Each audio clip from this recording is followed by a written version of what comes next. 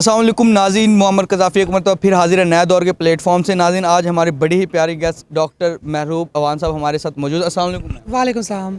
میم، پاکستان کی جو سوسائٹی ہے، آپ بھی رہتی ہیں، آپ کو پتہ ہے یہاں پہ جو وائلنس ہے وومنس کے خلاف، ٹرانسجنڈرز کے خلاف، وہ ہوتا ہے، تو یہ کیسے ٹھیک کیا جا سکتا ہے؟ آپ کیا سلوشن دیکھتی ہیں؟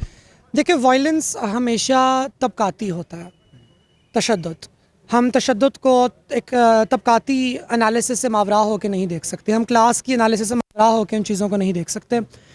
اور میں یہ سمجھتی ہوں کہ پاکستان کا سب سے بڑا مسئلہ غربت ہے، افلاس ہے۔ A hungry man is an angry man۔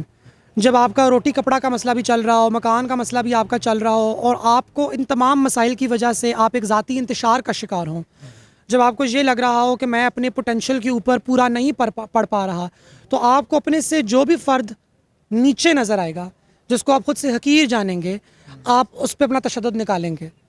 یہ ایک نفسیاتی ایک فنومینا ہے پورا۔ We do violence on other people to feel good about ourselves, کہ دیکھو میرے پاس اتنی طاقت موجود ہے، میں اتنا طاقتور انسان ہوں کہ میں کسی انسان کو اپنے سے نیچے اس پہ تشدد کر سکتا ہوں، اس سے میں خود کو بہتر جان سکتا ہوں یا خود کو برتر جان سکتا ہوں۔ تو تمام تشدد کی جو روٹ کاز ہے وہ دراصل یہی ہے۔ ہم تشدد لوگوں پہ تب کرتے ہیں جب ہم نے خود کو برتر محسوس کرانا ہو۔ بالکل ٹھیک کہہ رہی ہیں میم آپ۔ میم، میں آپ سے یہ بھی پوچھنا چاہوں گا کہ جس سوسائٹی میں آپ بھی ہم سب رہتے ہیں، یہاں پہ ایک خاص نظر سے دیکھا جاتا ہے کہ یہ وہ لوگ ہیں، یہ وہ لوگ ہیں۔ آپ بھی خود گزر رہی ہیں، تو یہ کیوں ہوتا ہے؟ اس طرح کی چیزیں کیوں ہوتی ہیں؟ کاسٹزم، وہ کیوں اس نظر سے دیکھتے ہیں؟ کیونکہ آپ بھی انسان ہیں، ہم بھی انسان ہیں، ایز ہیومن سب ایک جیسے ہیں، تو لوگ کیوں ایک طرح کے لوگوں کیوں ان پہ ٹارگٹس کرتے ہیں لوگ؟ کیونکہ برصغیر پاک و ہند کی تاریخ میں کاسٹزم رہ چکا ہے۔ ہم پاکستانی اس بھول کا شکار ہیں، ہمیں لگتا ہے کہ کاسٹزم صرف انڈیا کا مسئلہ ہے۔ پاکستان تو بالکل پاک صاف تھا، اور جناح صاحب آئے، انہوں نے 14 اگست 1947 کو بس یہ ہاتھ سے ایک لکیر انہوں نے ڈرا کی، اور سارے اچھے لوگ پہلے سے یہاں پہ رہ رہے تھے اور برے لوگ سارے وہاں پہ رہ رہے تھے۔